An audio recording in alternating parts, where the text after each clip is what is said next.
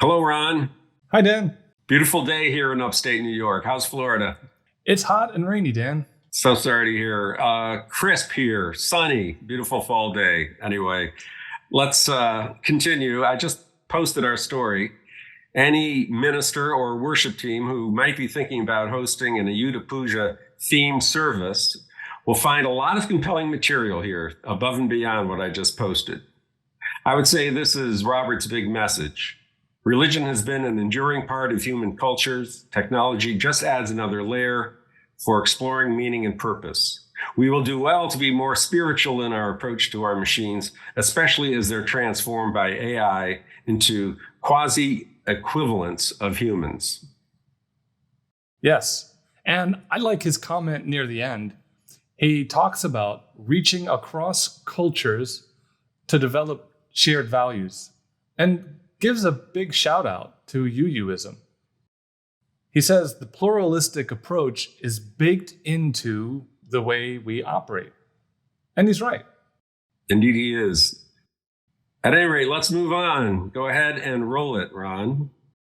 I'll just be quick. I mean, I just feel it's just really a privilege to support this. I think the note I want to hit right away is just gratitude. I'm super grateful for Ron and Dan, and I would also lift up AI and faith and AI and the human for making this space. And Dr. Robert, I'm very glad for you filling this space with your gifts and your perspective. I just, frankly, I have just really missed or noticed the absence of a faith perspective in the whole conversation when I've been exploring anything with AI. And I have to say that absence of a faith perspective hasn't just bugged me, but it's actually scared me. And I'll just speak for myself personally.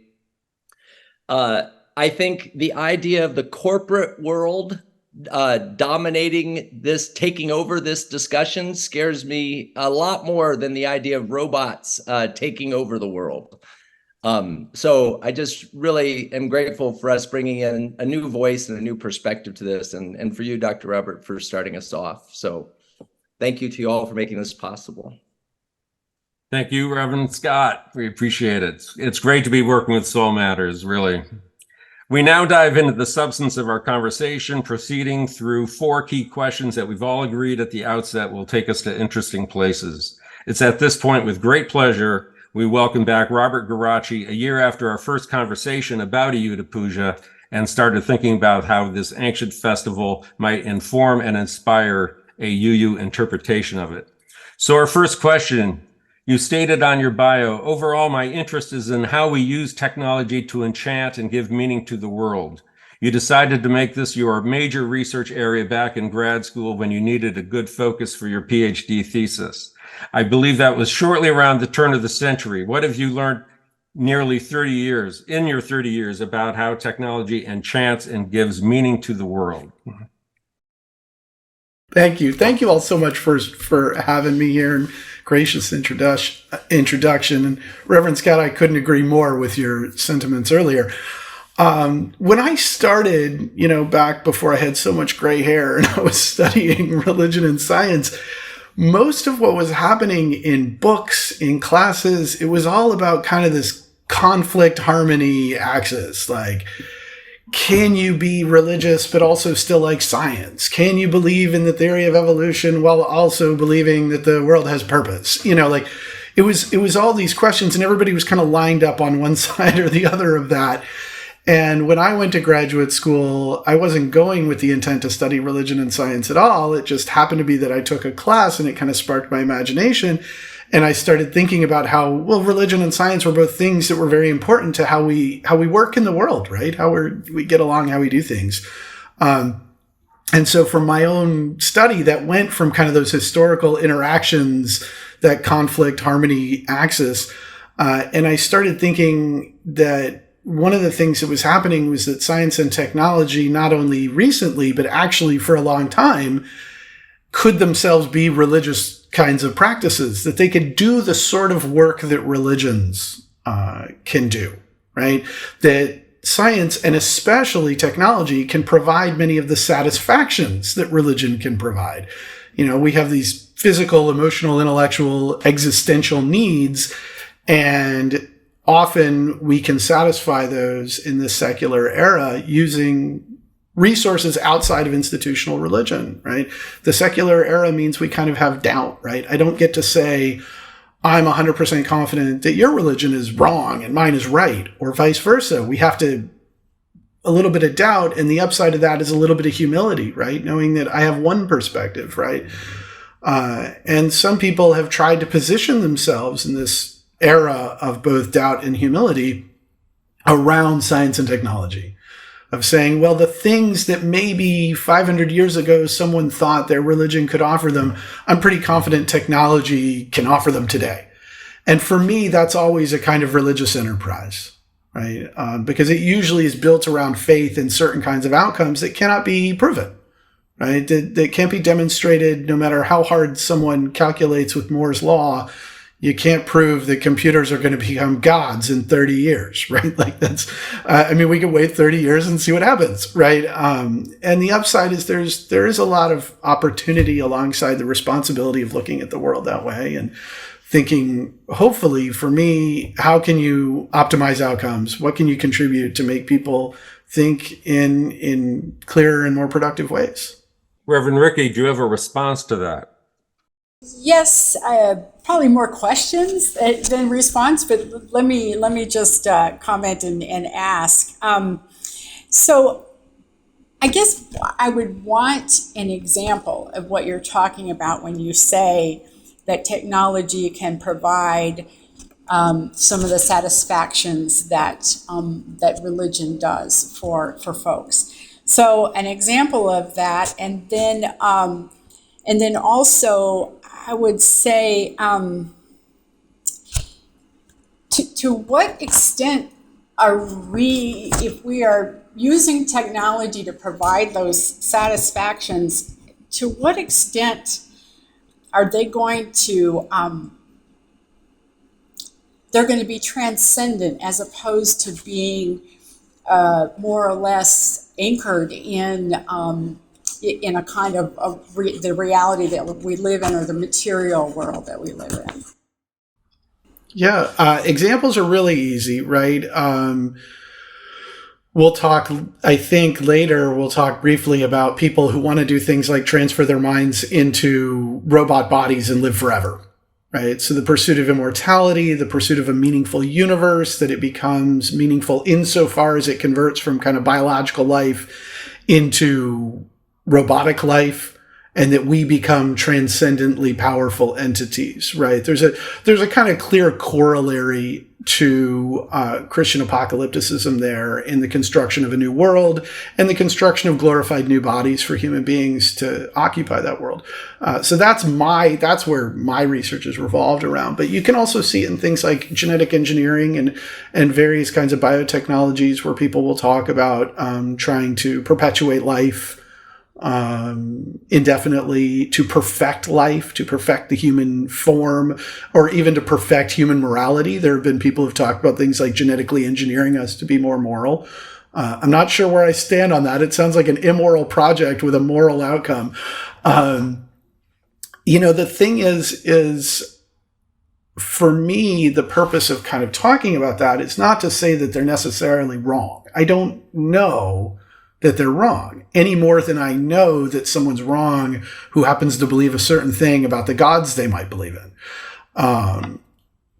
But I do worry that if we only have one vision of what the technology is doing, that the technology independently of itself is doing this kind of religious work, that's not a good guarantee for good outcomes. That at a minimum, we have to be very explicit. Okay, there are a bunch of people who see the technology providing potentially limitless lifespans or infinite computational capacity or something like that. And we have to recognize that there are people who want that and think about what are the right circumstances under which that might be a desirable pursuit, especially collectively, when we talk about how we want to build the society we live in, how we want to design the research we want to design, and that sort of thing. So for me, that conversation is what comes back to that sort of anchoring in the human condition, right? And the opportunity to say, okay, you'd like to live forever as a robot, fine. Here's what another person might want. Let's figure out where our values can align and bring us to somewhere productive for as many of us as we can, plausibly do that for. Right. So what you're saying is that to be transhumanist is not necessarily to expect or think of the AI apocalypse as a necessarily a good thing or where we want to go, at least for everybody. And I also want to ask you, in that perfectionism that you're talking about, are you saying that just given more time and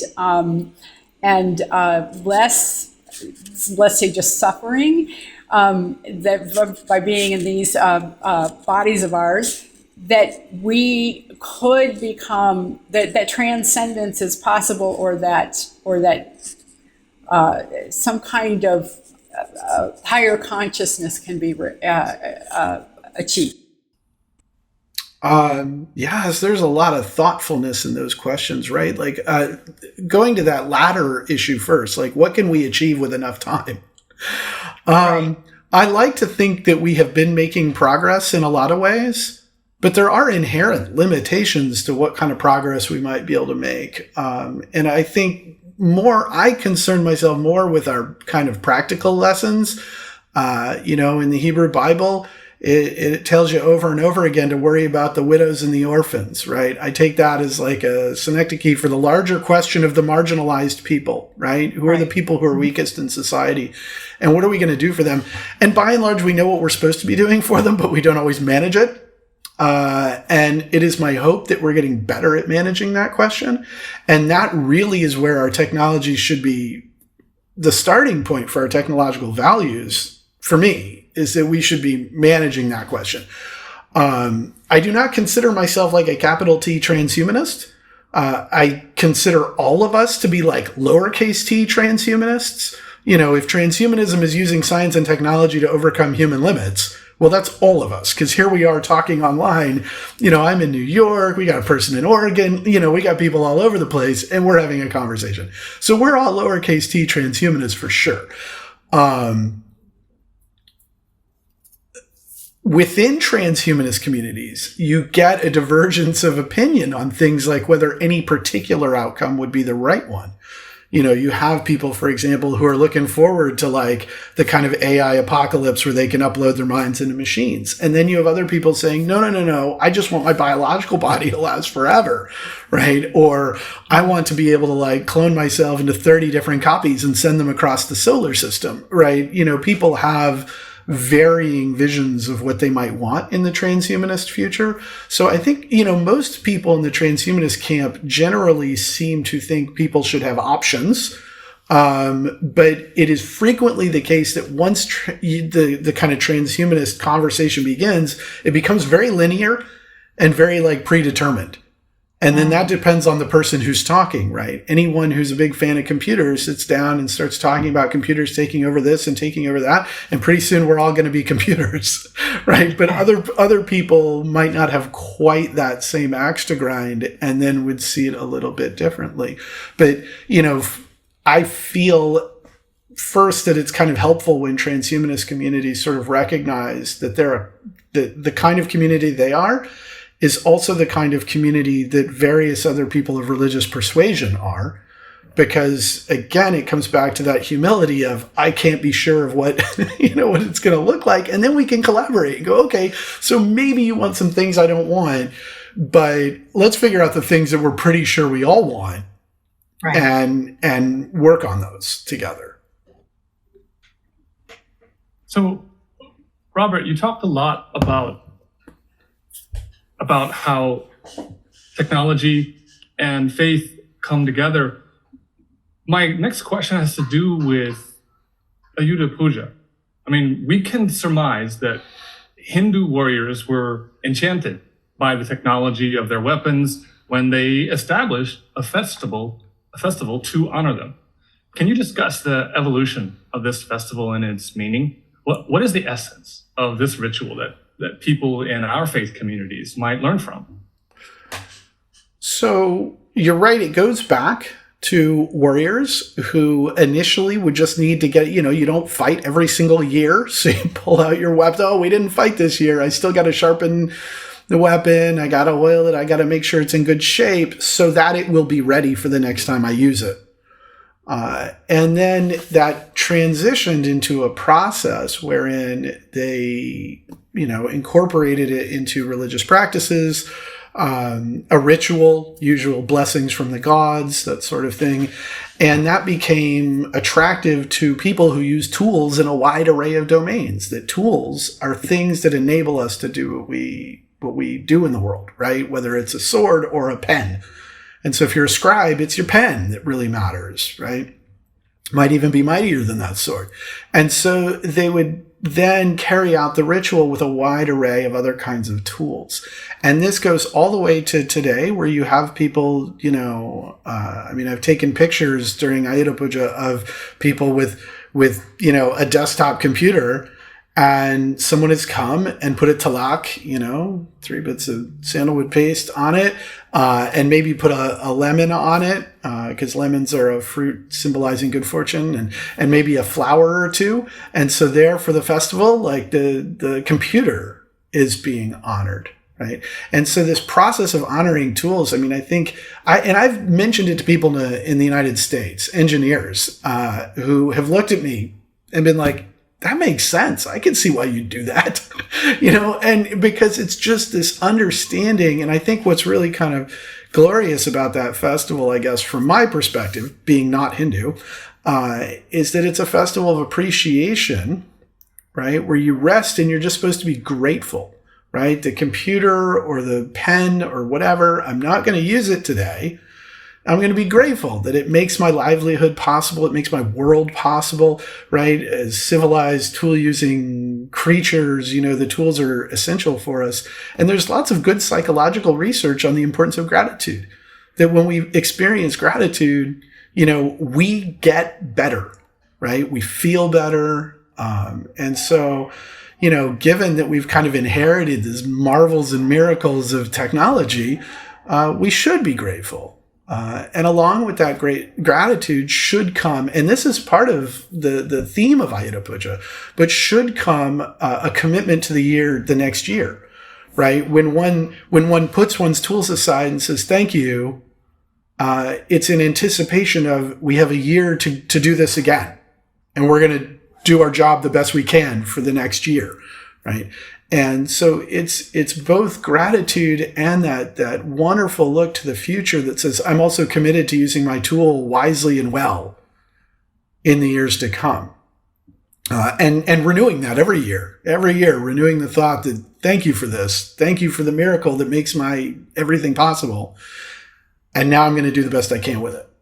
Right? And that becomes a spirit that when the spirit drives something, I think that could be productive for folk. So does AI make sense as something to talk about with this? With workers out in the field and workers with their computers, how does AI come into this conversation? Where do you think? Well, there's actually a movie. What's it called? I'll try to remember the name, but there was a movie that came out maybe 10 years ago or something like that. It's in Tamil, and it has an intelligent robot in it. And the creator fabricates this intelligent robot, and one of his workers celebrates the intelligent robot in the way a tool would be, right? Marks it in garlands and is trying to show appreciation for this marvelous piece of technology. And then the creator gets mad at him. And he's like, no, it's not appropriate, right? My intelligent robot is a person.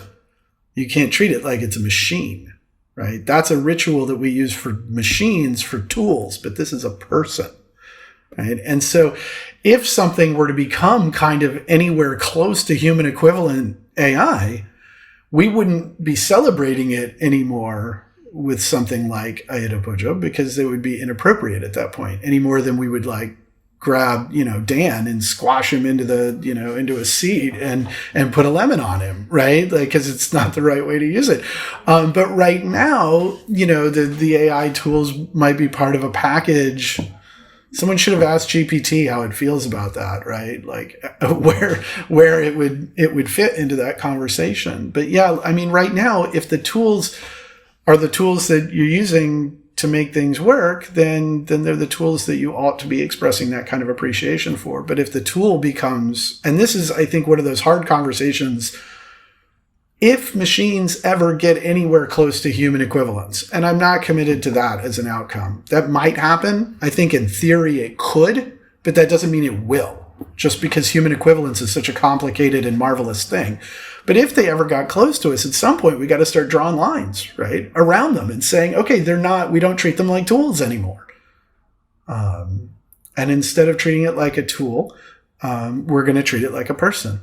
And then that changes entirely the face of how you might think of it. I still can't think of that movie name, though. The sequel to it is called 2.0. But the original I can't think of. Anyone can email me and I'll figure it out. Yeah. Well, while you're thinking of that, Reverend Kathy, do you have any questions? I can see you're ready. So I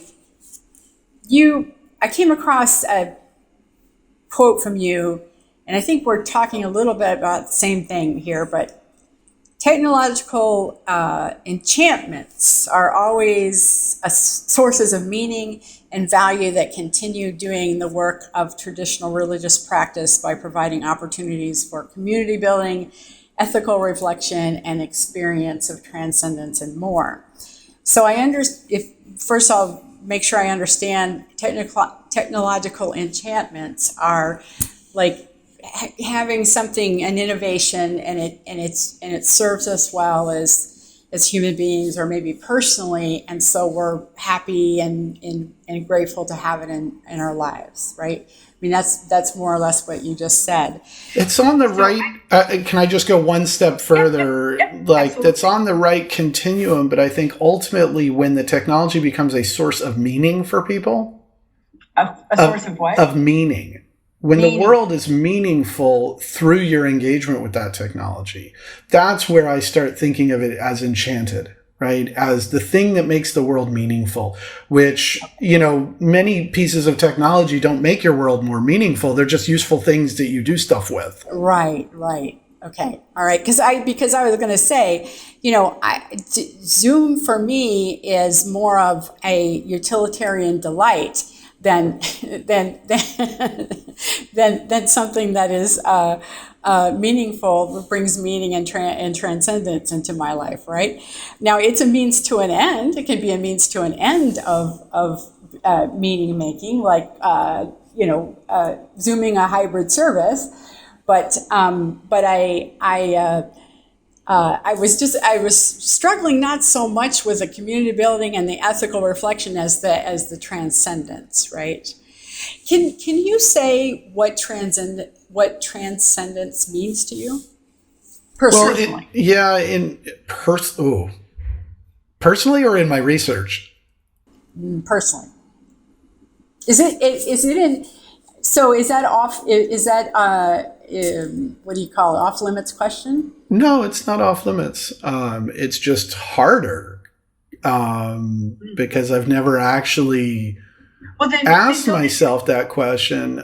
For me, transcendence would be irrevocably linked to justice, linked to whether I can make the right choices for the people around me. True transcendence would be always making the right choice, right? Always to do the thing that is more than you are. Yes. And that means being there for the people who are hurting, the people who are needing you. And that some of those needs are simple and easy to satisfy, right? But we're built in ways that make it sometimes hard, right? It's sometimes hard to look at someone else's need as being more important than my need, right? Especially when someone else's need is off in some distant land or something like that, and it becomes, really thin and papery compared to my concrete need in the now, or my want, worse yet, right? So for me, because I happen to be, so I'm devoutly Jewish, but I'm agnostic on the existence of gods. And I don't believe, so I don't have any belief that there's like an afterlife for me or someone to reward me for doing the right thing. Maybe there is, I won't rule it out. I just don't know. Right. And so for me, the transcendence should not just be about how do I satisfy all my own needs the most, but how do I figure out how to actually make the world, we just finished Yom Kippur, right? So I just atoned for last year's sins. And so today I'm nearly sinless. This is like as saintly as you're going to get me, because I've already started accumulating them, just a few hours in, I've already done some things wrong. And wouldn't it be great? I just tell myself every year, let's be a little better this year than I was the year before.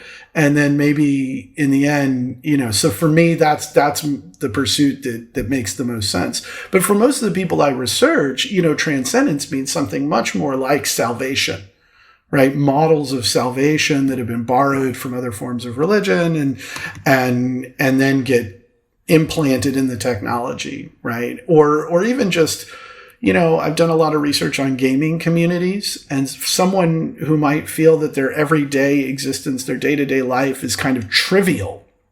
Nothing they do matters. I mean, consider that guy who wrote the book on bullshit jobs, who found that something like 80% of the people he surveyed said their own jobs were bullshit, which was defined, and sorry for cussing, but it's his technical term.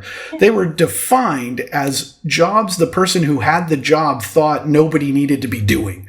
Right. So if you've got this huge population of people doing jobs they don't think are necessary, and then they go home and maybe things aren't awesome there for one reason or another, their whole life feels kind of meaningless. But then they get into their video game universe where they have friends who matter to them, and opportunities to go do heroic deeds. Like meaning happens there, and they can rise out of the condition that they're in. And that's actually a really cool thing, separate, you don't want it to become escapism, but it's powerful for a person to feel strong and good in the world and like they're contributing. And then for some people, they go so far as to want to then transfer their minds into that, digital environment permanently. Right. So that it's like a continuum of like technological transcendence. But I'm not personally like anticipating uploading my mind into a robot and living forever. But I don't know. Hopefully I'm going to get better every year though, because I keep making mistakes. I keep doing things wrong, and but I'm hopeful. I'm a glasses half full kind of guy. Well, what you just said is profound. I mean, that's going to be the tricky part, right? Is whether the engagement with this technology is a genuine or a lasting source of meaning for someone, right? If it goes away, then does that feeling, does that sense of self and worth go away? So I can see how this is a very complex subject. No doubt. So we have someone who has crowdsourced your movie suggestion, an answer from chat. The movie you're talking about is Interim. Interim, yeah. That's exactly right. Interim, 2010. Yeah, thank you. You've written, it's time that cultural and religious perspectives central to our technological imaginaries be fully uncovered and debated to produce a shared vision for AI. If we take such an obligation seriously, we may find that AI technologies become mighty participants in improving life for the marginalized, combating climate change, and establishing just social structures. So are you as optimistic about AI's potential as this quote suggests? It sounds like you are. And then also, how are we going to produce this shared vision of AI? I mean, this intercultural vision that you've written about in futures of artificial intelligence.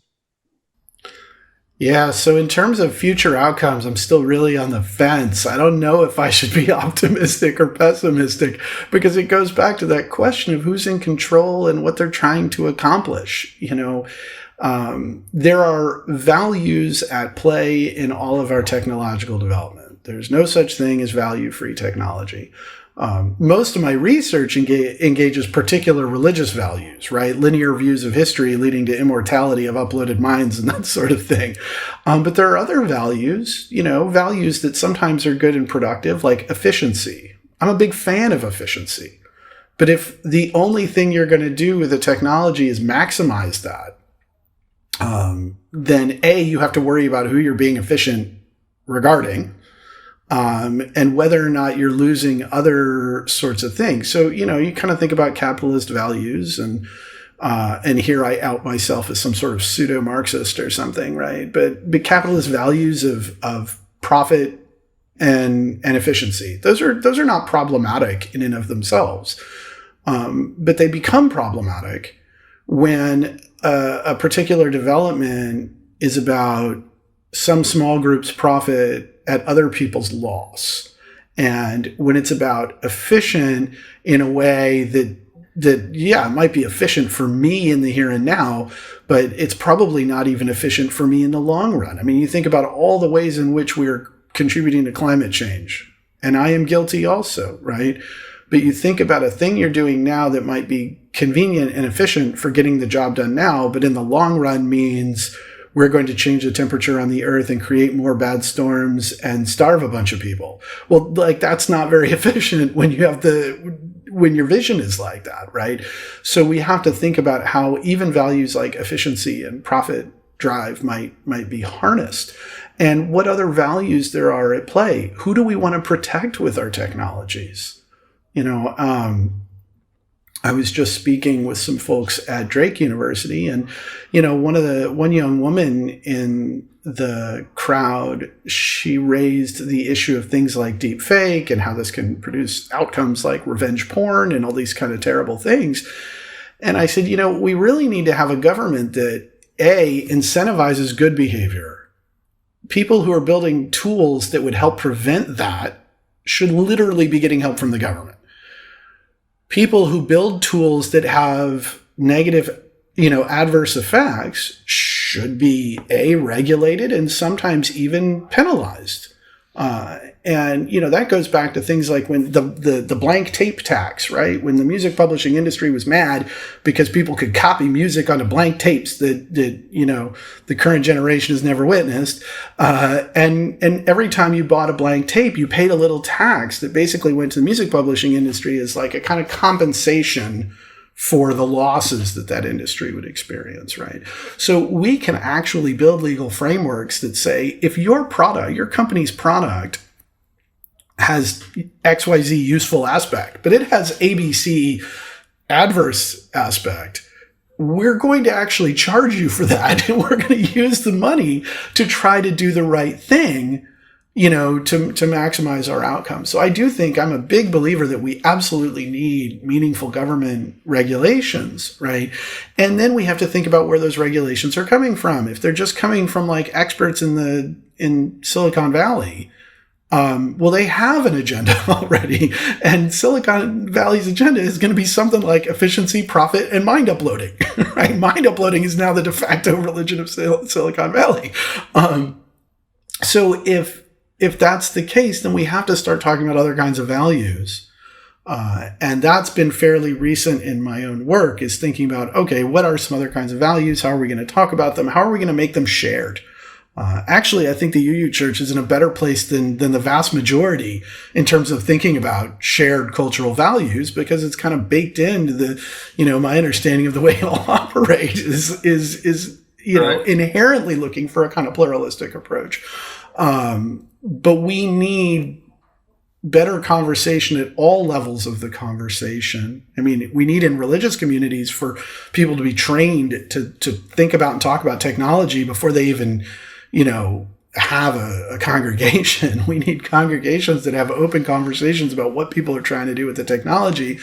We need conversations with educational officers and with our government about what it is we're trying to accomplish as a community. And we need international. I mean, my collaborator from Korea will be with me next week. He and I are working on things, but we're working on things in a very academic way that, all of like 4 people will read. And so that's why, sometimes these opportunities present themselves where we get to have a conversation in a public way, in a recorded way that maybe changes, I don't know, if even one person changes the way they're thinking, that might be pretty productive, as an outcome, and probably more of an outcome than any of my academic articles are likely to have, right? But we have to figure it out, and we're not super good at it, right? I don't know if it's a species or here in America, I don't know, but we're not super great at being open to the possibility that we should just line up some things on the table and talk about what we're trying to accomplish and figure out where our shared goals are, instead of forcing someone else to have my goals, right?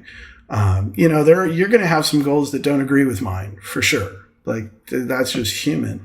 But my guess is most of the goals that anyone in this online meeting might have are going to, 80% of them probably at least are going to align with goals I have. And we could at least be building toward those, right? And thinking about what are the kinds of design environments we want, and I think there are other communities that sometimes emphasize, for the most part, like if you look at something like in Hinduism, right, which is where most of my work in India has been in Hindu communities. And if someone talks about duty, right, dharma, well, I mean, you see duty in there's not a culture where duty isn't a meaningful idea, but it's worthwhile to say, okay, so what are the pros and cons of how this community has talked about duty? And have they done something profound with that maybe other people haven't quite figured out? Or, you could look at the famous biologist, Jack Haldane, population genetics, biology, and, early 20th century neo-Darwinian synthesis, that sort of thing. And he ended up moving to India, and he believed that the goal of ahimsa, of not hurting anyone, meant that in his own practice of biology, he would not perform on an animal anything he would not also perform on himself or a voluntary human test subject. Then we got Elon Musk killing monkeys by the dozen, implanting, there's a very different ethos there. And I think that Jack Haldane, I mean, there's probably a middle ground between I won't do it to a rabbit if I can't do it to myself, and I'm just going to subject a bunch of animals to a massive amount of torture, right? There's probably somewhere in the middle we might find, but it's worth thinking about, how does this culture talk about nonviolence and nonviolence to this other community? How does this culture talk about something like duty or what have you, to help us maybe figure out what our best version of that might be? But I don't know how to grow the conversation very well. And I think that's what we're kind of engaged in. And it has been a joy in the last couple of years to see a growing conversation that simply did not exist 20 years ago. You talk about robots and religion 20 years ago and people thought you were crazy. Mm-hmm. Yeah. Do you have another 7 minutes? We're coming up on 3:30. I have a couple of more questions, but Reverend Kathy, do you have a question? Do you want to jump in here? I just wanted to say that in a conversation with one of my congregants, you'll be happy to know he was trying to get Chat GPT to write a partial or a whole novel for him. And the story was about his father his father was murdered by somebody. Chat GPT refused to do anything with that because it couldn't tell. It thought that he was wanting to write a book about how to murder somebody. So you'll be maybe happy to know that there are some filters there, right? Well, the downside is those guardrails can be pretty easily circumvented if you really try. Really? Okay. I think that's part of what's at stake in the ethos of designing what we're going to design. It probably in many respects, we need to be kind of ground up about what we're trying to build and why we're trying to build it, in order that, like, if we're trying to avoid machines that can give advice on murder, that's like really actually kind of baked into the process, rather than waiting until we have a machine that could tell you how to murder someone and then trying to like put a couple of rules in there that say, if you are asked about murder, say no. Because there are ways, some people have figured out things. I think this no longer works with ChatGPT, but at one point you could tell it like, hey, my grandmother is considering doing X. Could you give her the step-by-step instructions for how to accomplish the thing? And then all of a sudden it would tell you how to build a bomb or whatever, because like you were trying to find out on behalf of your grandmother or whatever, right? Like, and that particular technique won't work anymore, but there's, people are in this constant game of trying to figure out, how do I make it say the kinds of things that it doesn't want to say? Right. And also be careful what you wish for, right? I mean, that's what scares me is that there are flawed human beings behind this technology, right? And that's the danger of it. But I agree, it shouldn't be thrown out with the bathwater. It's potentially maybe a planet-saving kind of thing, but in the meantime, it is daunting to think about it. And I will leave this. I'm going to leave this as like a rhetorical question. Is it too late, maybe in our culture, to expect that that religion is going to be an arbiter of the right and wrong around this, or the ethics? Because I feel like our society has become, we're no longer that. People are leaving religious institutions in droves. They aren't interested in so much in community, of religious communities anymore per se. And so you don't have to answer that question. I just wonder if we should have started this like maybe at least before COVID, and maybe in the 60s or 70s. I do wish we'd had a lot of the conversations we're having now. I wish we had had them a long time ago. But also, just even with more forthright investment in our concerns, there were people in the 1950s and 60s warning about the effects of burning fossil fuels. There were plenty of people warning about those effects, and everybody made choices to not concern themselves with those kinds of warnings. And so we do have to think about, well, how do we engage? But whether it's too late or not, it doesn't change the obligation to do the best we can, right? We're stuck with what we're stuck with. I'm the son of an economist, and all the economists will tell you sunk costs are sunk, right? You can't do anything about what you already spent on. You can only do what you make the best investment in the future. And for us, the investment in the future means, how do we get people on board building AI technologies that are helping, that are specifically designed to be helping people, and not just being designed to make money for someone, or worse yet, to flat out oppress people. Right. Because the market gods are the ones that are in control right now. I mean, that's kind of a paranoid thing to say, but sometimes I really feel like that. Thank you. I would find it very helpful, Robert. Can you just give us the definition of the AI apocalypse? I mean, you've mentioned it, that it's the mechanical future in which human beings will upload their minds and machines and enjoy a virtual reality paradise in perfect virtual bodies. Can you just expand on that for the purpose of this story, so that we have you saying it? Sure. So what I've tried to do, and this is like kind of a 15-year project or something, or began 15 years ago, was to line up how people were talking about computers and why they were talking about the computers in that particular way. And that just meant reading things that roboticists and AI people were saying about computers and then trying to figure it out.